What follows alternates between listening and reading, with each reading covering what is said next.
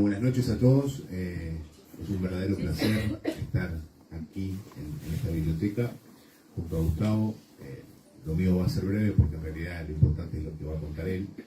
Simplemente decir que es un lugar donde yo me siento como en casa, un lugar donde me siento muy cómodo.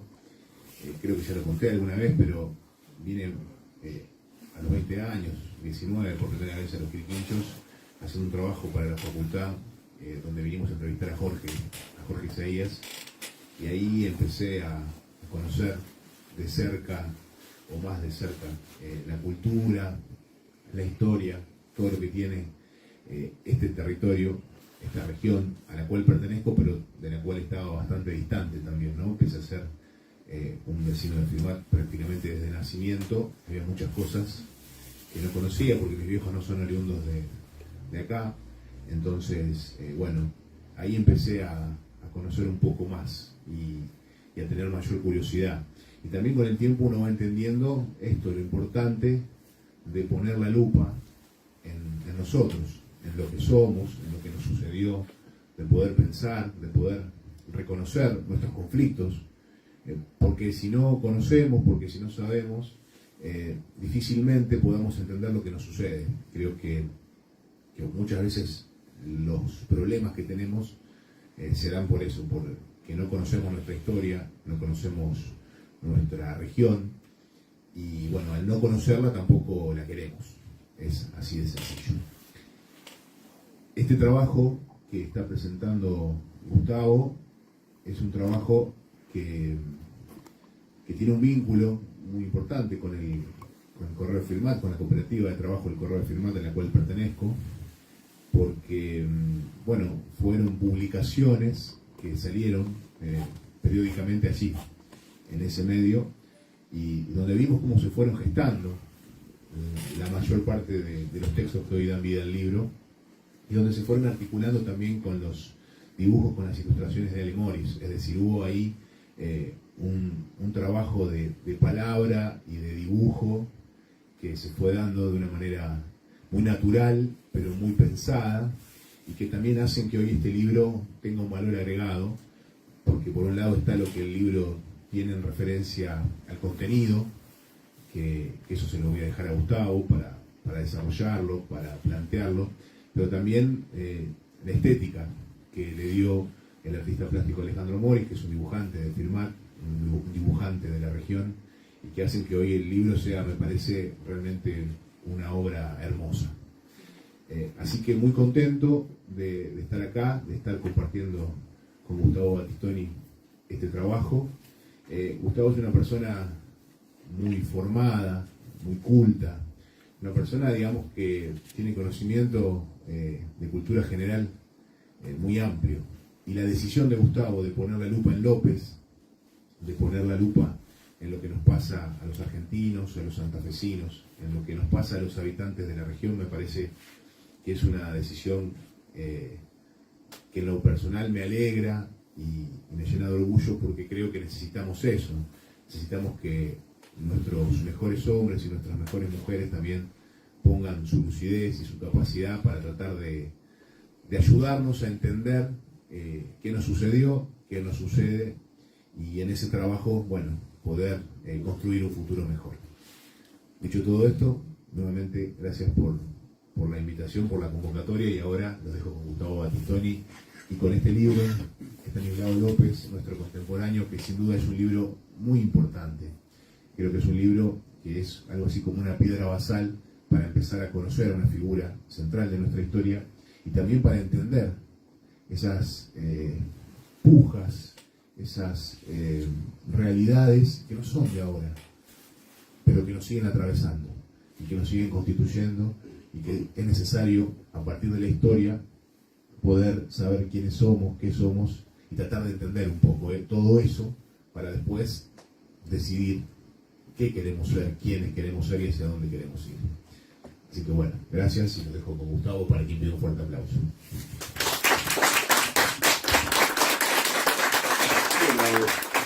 Buenas noches.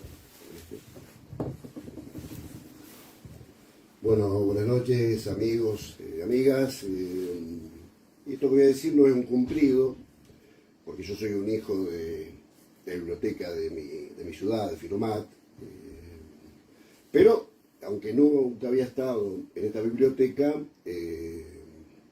la conocía a partir de los escritos de Jorge Isaías.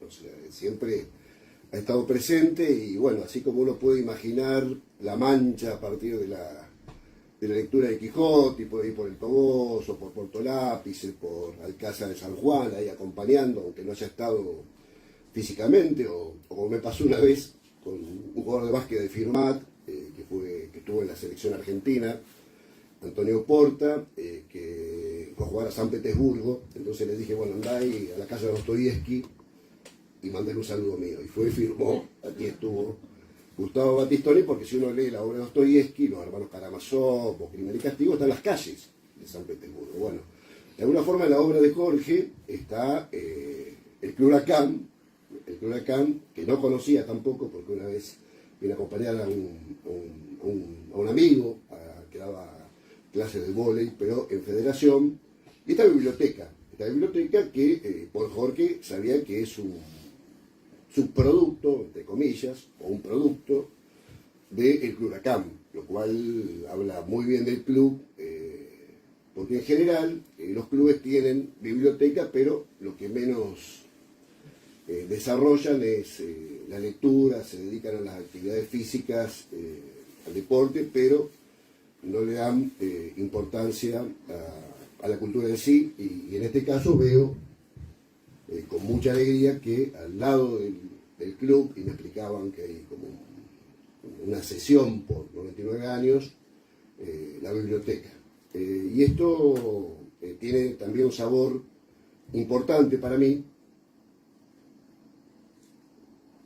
porque, como decía, esta investigación, este libro, en un 80% se hizo sobre libros de la Biblioteca Pública de la ciudad de Firmat, que depende de la CONAVIT. Ese es un motivo de alguna forma de orgullo, porque demuestra que se puede hacer investigación histórica, incluso sobre una figura tan ligada a la ciudad de Santa Fe, en una pequeña localidad del sur de la provincia. Y además es la primera biografía política completa que escribe alguien del sur de la provincia. Ni siquiera en Rosario había un libro orgánico que trabajara la figura de Estanislao López. Está lo que reflexionó sobre él Juan Álvarez en la historia de Rosario y en su ensayo sobre Santa Fe.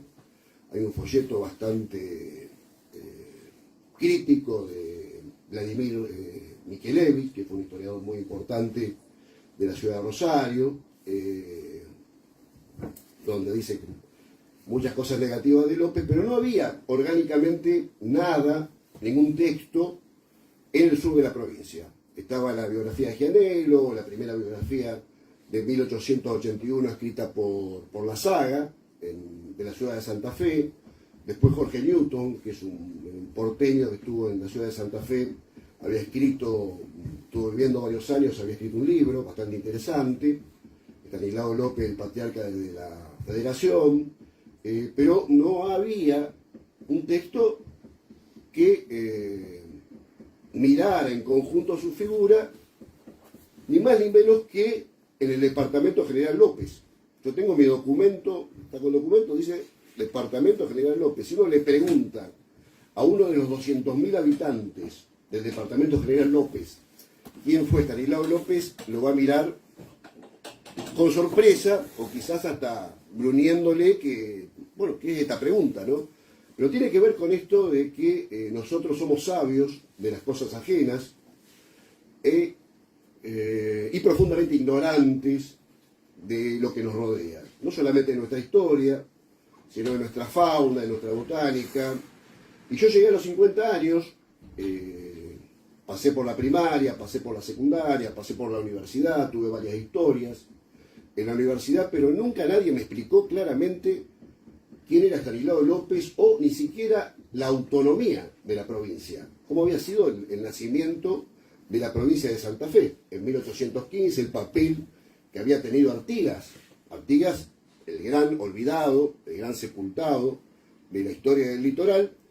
Y entonces la pregunta, yo conocía casi con una profundidad enorme la historia de la Revolución Rusa, conocía la Revolución Francesa, la Guerra Civil Española, pero casi nada de la historia de la provincia de Santa Fe y mucho menos de la figura de Estanislao López. Incluso tenía una visión más bien negativa a partir de algunos historiadores que yo admiraba, a partir de lo que había sucedido en el Tratado del Pilar, donde muchos historiadores dicen López y Ramírez traicionaron a Artigas, o lo que pasó después en el Pacto de Venegas, donde Buenos Aires le daba 25.000 cabezas de ganado, y estos historiadores, muchos que son referentes, decían que había sido un soborno para neutralizarlo a López.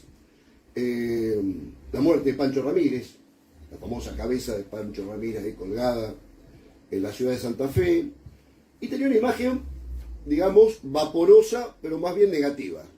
Entonces, en un momento dije, no, pero esto no puede ser, es el caudillo más importante de mi provincia, tengo que profundizar en su figura. Todo esto me llevó a una sorpresa tras otra, y no estoy haciendo un pleonasmo, estoy una figura retórica agrandando la figura de López, porque me encontré con un personaje realmente fascinante. Fascinante de sus orígenes, como hijo natural, no reconocido por su padre, o reconocido por su padre ya de grande, alguien que se hizo a sí mismo. Yo había leído el gran libro de Alperín Dongui, Revolución y Guerra, donde él dice los caudillos eran tipos que tenían tierras o pertenecían a las élites. Esto no pasaba con López, es una figura que no tenía esas características, tuvo que dejar a los 14 años la educación, él fue educado por los franciscanos para dedicarse a la milicia, estuvo en el cuerpo de Blandengues. La primera sorpresa fue que acompañó a Manuel Belgrano cuando Belgrano pasó por Santa Fe en octubre de 1810, junto a 200 santafesinos, acompañó a Belgrano en la campaña de Paraguay. En la campaña de Paraguay fue uno de los pocos que sobrevivió. Sobre la figura de Belgrano también pesa un gran manto de silencio, en particular de su paso por Santa Fe, primero cuando va al Paraguay. Es bastante increíble que no se hable en nuestras escuelas, o se hable muy periféricamente de Gregoria Pérez de Denis, que fue una patriota, una matriota, no sé cómo hoy en día llamarlo para utilizar un lenguaje más amplio. Y esta mujer le ofreció absolutamente todo a Belgrano, tanto es así que Belgrano pidió que la denominen, y el Cabildo de Buenos Aires la nombró benemérita de la Revolución, a Gregoria Pérez de Denis. Sin embargo, tiene un pueblito perdido en el departamento 9 de Julio y poco y nada sabemos de ella. Incluso hay una novela que escribió una entrerriana sobre ella, porque bueno, en ese momento Entre Ríos y Santa Fe dependían de la ciudad de Buenos Aires. Pero de esta persona, como de López, insisto, sabemos poco y nada. López lo acompaña al Paraguay de Belgrano. Como todos ustedes saben, Belgrano fracasa estrepitosamente y López es apresado. Bueno, después escapa y vuelve a reaparecer en la ciudad de Santa Fe. Y acá empiezan las cuestiones importantes sobre cómo se escribe la historia y por qué debemos tener una mirada diferente a la mirada canónica que han establecido básicamente Vicente Fidel López y Bartolomé Mitre. Una visión que increíblemente sigue hasta el día de hoy. Yo terminé de leer anoche el libro de Sacheri sobre los años de la Revolución, y es una especie de compendio de lo que Alperín Dongui o José Luis Romero, Sacheri es licenciado en Historia, es una persona que conoce en Historia, pero que le da casi nula importancia a la figura de Artigas o al papel que jugó en el litoral después de la Revolución de Mayo. Todo parece pasar por el Directorio, por el Ejército del Norte, por Belgrano y por San Martín.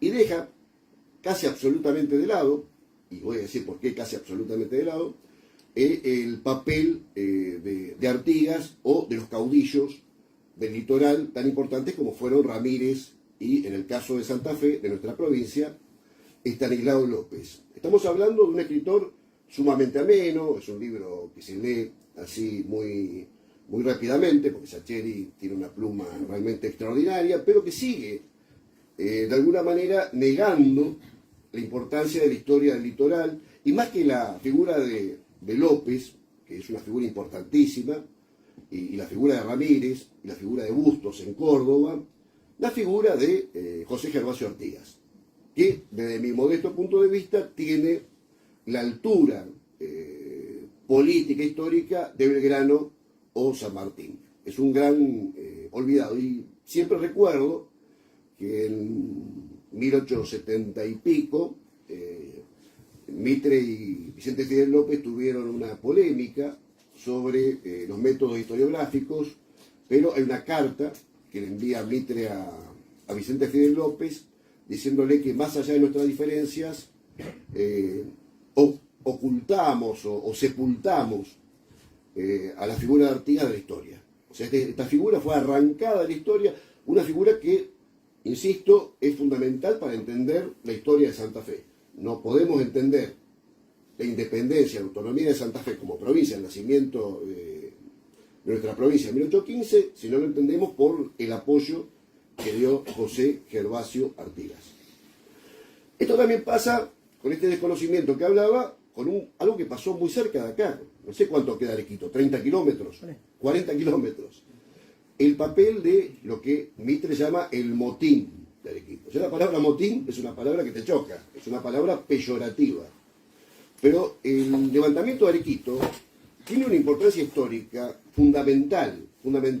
Por ejemplo, vamos a algunas cosas concretas. López le manda una carta al Cabildo de Santa Fe diciendo a Galisteo claramente que sin Arequito hubiera sido imposible la batalla de Cepeda. Simplemente porque bajaron 3.000 soldados del ejército del norte para reprimir a las provincias del litoral. Hay que recordar que San Martín se opuso a volver con las tropas y siguió la campaña libertadora, el acta de Rancagua. Bueno, no quiero entrar en esas cosas porque me llevaría demasiado tiempo. Pero este levantamiento de Arequito, muy cerca de acá, fue fundamental para que el federalismo argentino pudiera derrotar al directorio y naciera la provincia de Buenos Aires. O sea, producto del Tratado del Pilar, nace la provincia de Buenos Aires. Pero no solamente eso, la provincia de Córdoba también nace como provincia a partir del levantamiento de Arequito. Porque va Bustos a Córdoba y nace la autonomía cordobesa. Fíjense, 40 kilómetros, la importancia que tuvo. Sin esa batalla hubiera seguido el directorio. Hay que recordar que el directorio estaba buscando por todo el mundo algún monarca que viniera, cualquiera. Lo que pasa es que en ese momento se estaba empezando a restaurar el absolutismo en Europa. Entonces, como no encontraron a ninguno, se empezó a pensar en la posibilidad de una república. Y ahí aparece la figura de Manuel Dorrego. López y Ramírez, después podemos entrar a profundizar en las preguntas, no quiero, insisto, son temas que llevan mucho desarrollo. Tiene una política a partir de la derrota de Artigas con los portugueses en Tacuarembó, a principios de enero de 1820, se produce Cepeda, la batalla de Cepeda, donde una coalición de Entre Ríos, Santa Fe y Corrientes vence a los porteños. Y después se firma el Tratado del Pilar, que, como decía, da nacimiento a la provincia de Buenos Aires. Al poco tiempo, por supuesto, Buenos Aires incumple el Tratado del Pilar y vuelve la guerra entre Santa Fe y la provincia de Buenos Aires. Y ahí, en una batalla muy importante, que es la batalla del Gamonal, se enfrenta López a Manuel Dorrego. Que en ese momento era el hombre fuerte de la provincia de Buenos Aires y lo derrota. López totalmente. A partir de esto, Santa Fe pacta con Buenos Aires, el Tratado de Venegas, por el cual Buenos Aires, como reparación de guerra, le tiene que dar a Santa Fe 25.000 cabezas de ganado y una cantidad de dinero para que podamos tener una tropa que defienda la provincia, porque la provincia había sido devastada. De 1815 hasta el Tratado de Venegas, esos 5 años de guerra civil habían sido tremendos, habían sido absolutamente devastadores para la provincia, y López pidió una reparación de guerra, como hace cualquier país. En general, la historiografía, incluso hay un libro ahora de Fradkin y Hellman, que son dos cultores de la historia social muy buenos sobre Rosas, pero siguen tomando esta versión de que se neutralizó a López a partir del Tratado de Venegas, y fue todo lo contrario. Y esto lo descubrí por un libro que fue el que me empezó a dar la idea de escribir algo sobre López orgánico, que es el primer tomo de las memorias de Tomás de Iriarte.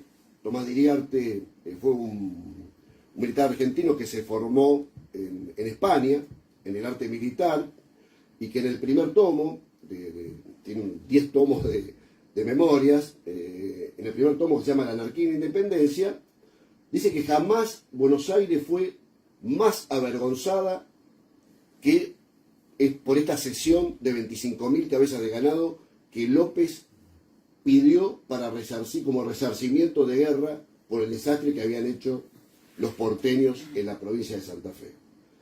Y esto cambió el eje de la historia, porque ya López pasó de ser aquel que había sido neutralizado por la actitud del garante de ese acuerdo, que fue Juan Manuel de Rosas, a ser alguien que estaba haciendo política en favor del federalismo, y ni más ni menos contra la provincia de Buenos Aires.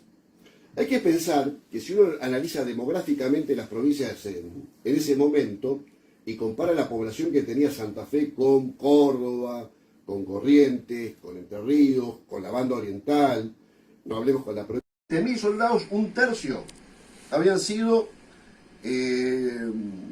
veteranos de la guerra europea, de las guerras napoleónicas. Entonces, muchas veces amigos que son artiguistas, fanáticos, me dicen, no, la traición de López, pero no había posibilidad de poder enfrentar al imperio portugués desde el litoral. Eso también lo plantea con respecto a Ramírez, Umpierres, que es un historiador uruguayo, que también hay que ubicar a veces las cosas. Cuando uno escucha la palabra de la historia traidor, traicionó, y no lo contextualiza porque analiza la historia desde la sensibilidad del presente, comete un grave error. Hay que ir al pasado, a ese contexto, a los problemas que había en ese momento. Santa Fe estaba absolutamente devastada. Absolutamente devastada. Y después del Tratado de Venegas se empieza a recuperar su economía. Porque ese es otro aspecto importante de López, que fue un excelente administrador. La economía de Santa Fe, basada básicamente en el ganado y un poco en la agricultura, empezó a reverdecer en el medio de una terrible guerra civil. Porque después tuvo el conflicto con Pancho Ramírez, con Entre Ríos. Se firma luego el Tratado del Cuadrilátero entre Corrientes, Entre Ríos, Santa Fe, Buenos Aires, y todo esto, Córdoba, no Corrientes, y todo esto conforma una nueva estructura de poder que va haciendo que López vaya avanzando lentamente en la constitución de un Estado cuasi federal. Todavía, al no haber una constitución, no teníamos un Estado federal, pero en los hechos, López lentamente iba acumulando poder en pos de su gran objetivo, que era un país federal, un país básicamente republicano y federal, y que él había establecido ya en la primera constitución que tuvo Río de la Plata, que fue el Estatuto Provisorio de 1819, que tiene una serie de características muy particulares, por ejemplo, que todo americano tiene la ciudadanía santafesina. O sea, había en López, había en el grupo dirigente de la provincia en aquel momento, una mirada americanista. Hoy, por ejemplo, hablamos de la patria grande, nos parece un término de la América Latina, pero eso ya estaba en Santa Fe en 1819. Porque además Francisco Candioti, que fue el primer gobernador de la provincia, era un hombre que tenía mucha conexión económica con el Paraguay, con el Perú, con Santiago de Chile, más que con Buenos Aires. Y quizás esto que a veces algunos historiadores dicen que a España le había faltado el siglo XVIII, es decir, una burguesía que cohesionara su territorio, también nos pasó a nosotros en el Río de la Plata al no tener un poder económico concentrado que uniera en un haz único, en un conjunto único, a todas nuestras provincias, desde el punto de vista económico, no solamente político. O sea, lo que podríamos llamar una burguesía comercial o ganadera que evitara la dispersión en un montón de provincias y después la separación del Paraguay, la banda oriental por otro lado, Chile, bueno, Bolivia, Perú, etcétera, etcétera, que fue el gran drama que hemos tenido. Esto lo decía alguien, ¿no? en Jorge Abelardo Ramos en La historia de la nación latinoamericana.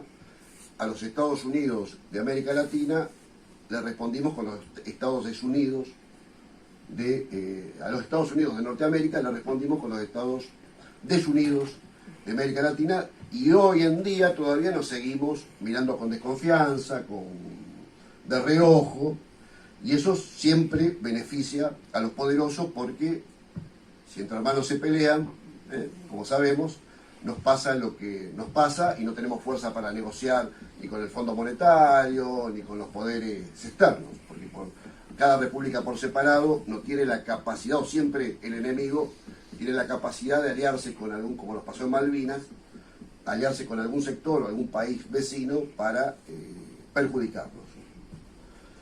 Esto también, y ahora que voy saltando de tema en tema, tiene que ver con López Malvinas. Santa Fe fue, con Santiago del Estero, la única provincia que hizo una queja formal a la ocupación de Gran Bretaña en 1833. Esto es muy importante de resaltar, porque en general se centra en el 2 de abril o queda ahí, pero es una larguísima historia, y los santafesinos en particular, en la figura de López y también con la firma de Cullen, hay una queja formal a esta ocupación británica. Esto es importante porque también le da a López una dimensión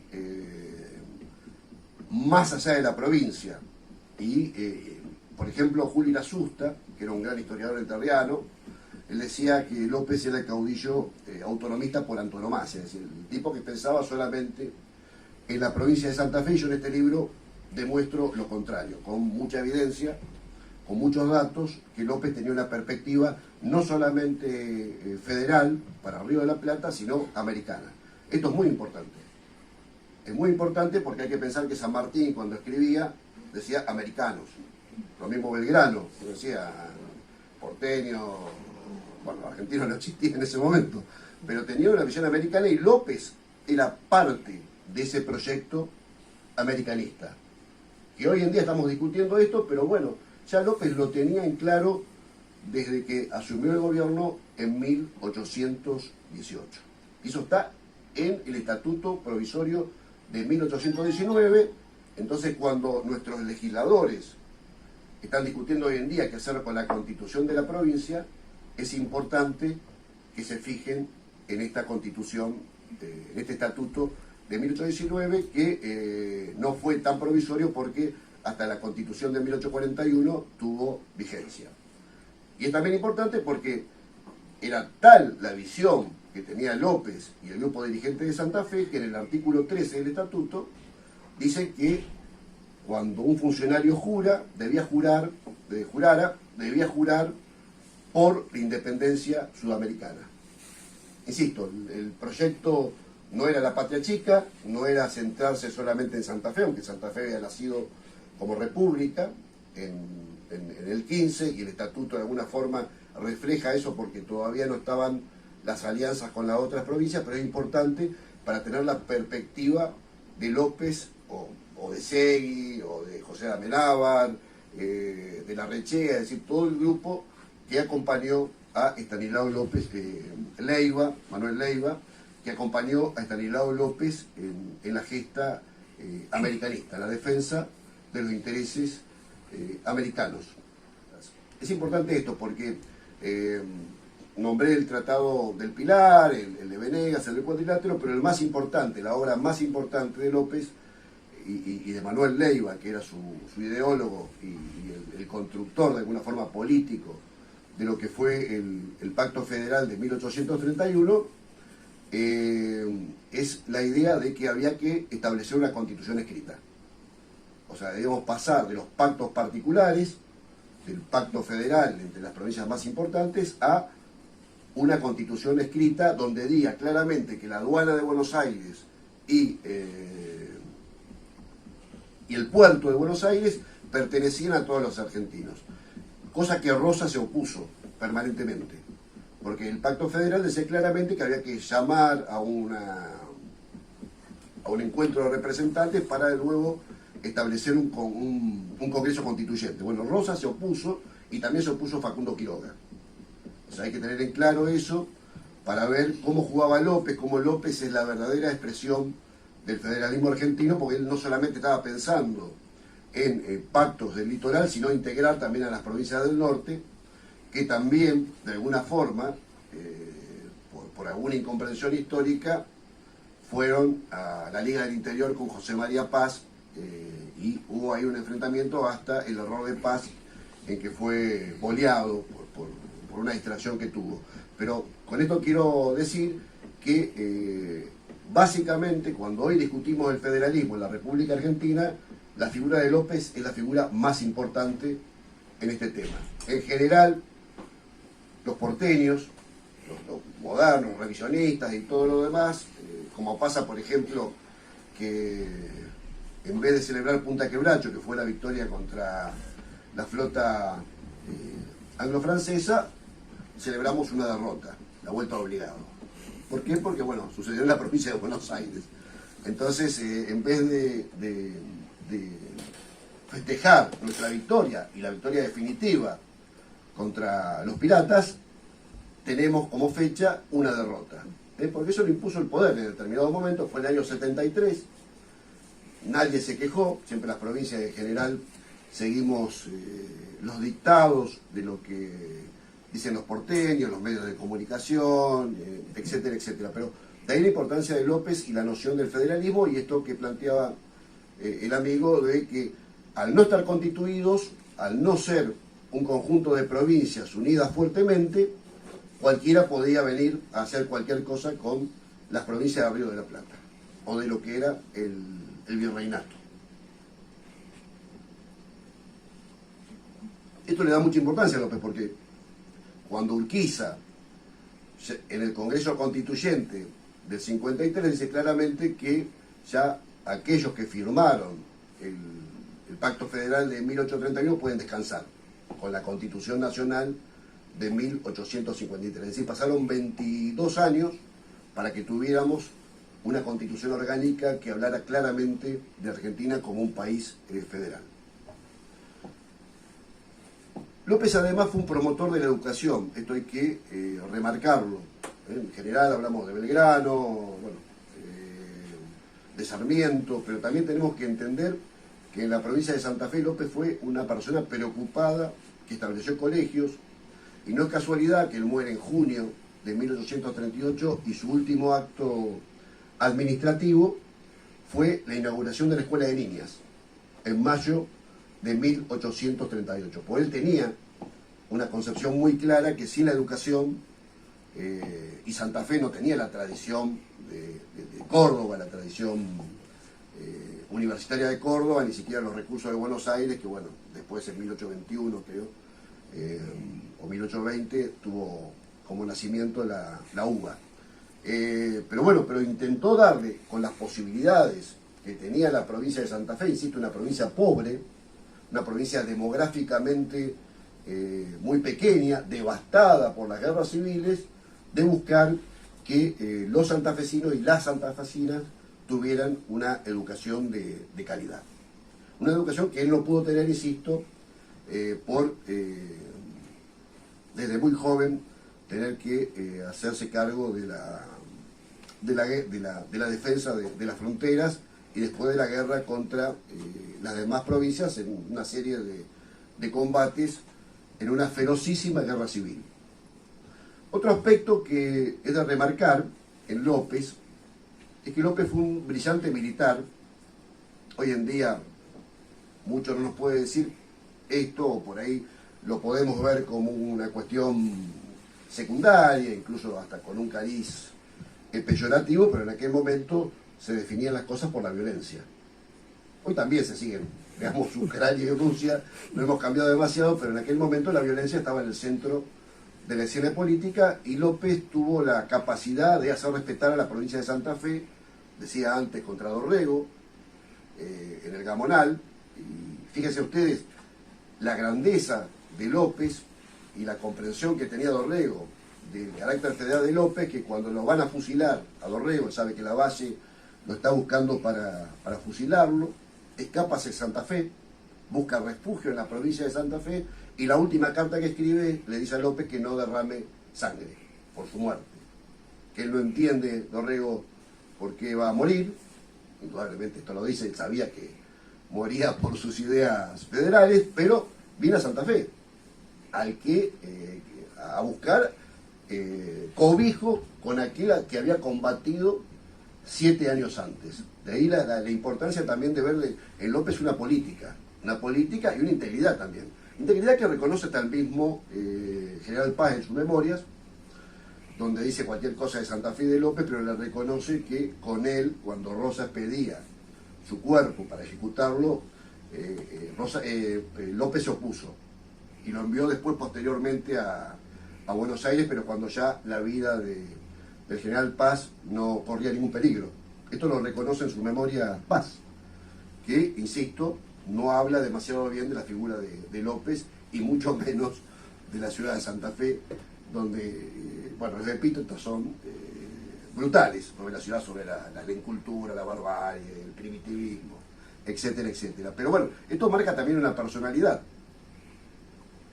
Incluso la fundadora de San Carlos, con su marido, Lina Beck-Bernard, que tiene un libro muy lindo, se llama 5 años en la Confederación Argentina, 1857-1862, habla de la figura de López como una persona íntegra, una persona realmente austera. Y Vicente Fidel López, que junto a Mitre de alguna forma constituyeron la historia global, hablan también del aspecto austero, republicano que tenía López.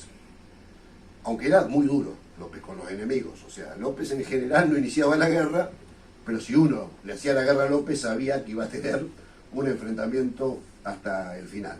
Esa otra característica, la firmeza de carácter de Estanislao López.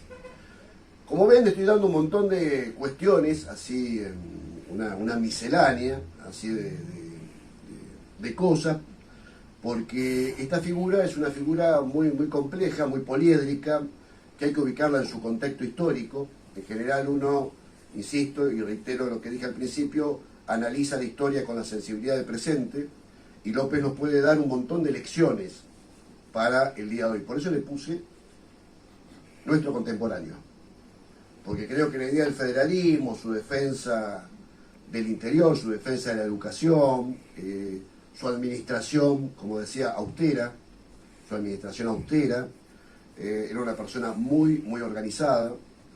Además tenía una característica, era muy respetado por sus soldados, porque cuando él iba a un enfrentamiento, él dormía con los soldados, él no tenía un carro donde descansaba, y eso fue lo que le produjo la enfermedad en julio de 1836, con un frío como los que tenemos hoy, pero con lluvia. Ya tenía 51 años, lo lleva a la muerte. 2 años después lo lleva a la muerte, el 15 de junio de 1838. Se transforma en una tisis y después una tuberculosis. De todas maneras intentó recuperarse, pero no lo pudo hacer, y los 2 últimos años estuvo bastante impedido para gobernar. Entonces, el tema es ese, y quiero, para ir terminando, centrarme en que tenemos en la provincia de Santa Fe una figura muy importante, una figura que hay que discutir, pero que es una figura que está a la altura de los otros gobernantes que tuvo la época. Por ejemplo, Córdoba, si uno ve Schiaretti permanentemente, tiene la figura de Bustos atrás, y Bustos también falleció esto también hay que decirlo, cuando queda, después del enfrentamiento con José María Paz, queda muy herido, viene a Santa Fe y muere en Santa Fe porque también veía en López a una persona absolutamente fiable, confiable personalmente y defensora de los ideales del federalismo. Bueno, esta figura tan importante es casi desconocida en la provincia, quizás en la ciudad de Santa Fe, porque está el Instituto de Estudios Provinciales, o hay una tradición más fuerte, es conocido, pero en la ciudad de Rosario, por ejemplo, Juan Ramón Balcarce, que la incendió 2 veces, tiene una de las principales calles de la ciudad, y López tiene una calle periférica. Así se escribe la historia. O Viamonte mismo, que invadió Santa Fe. Entonces me parece a mí que tenemos que dar vuelta a la taba, empezar a mirar un poquito alrededor nuestro, conocer nuestra historia y empezar a tener confianza en nosotros mismos, porque en 1830 la provincia de Santa Fe era la más importante del Río de la Plata. Era la más importante y yo creo que tenemos que recuperar ese destino dentro de la República Argentina y seguir con esa pelea por el federalismo, por los derechos de las provincias, en la cual Estanislao López fue un verdadero maestro y un defensor a ultranza de los mejores valores republicanos. Por eso los invito a leer este libro o a investigar sobre la historia de Santa Fe, sobre los orígenes de Santa Fe, y creo que de esta rica historia vamos a sacar lecciones muy importantes, no solamente del pasado, sino también del presente. Nada más, muchas gracias.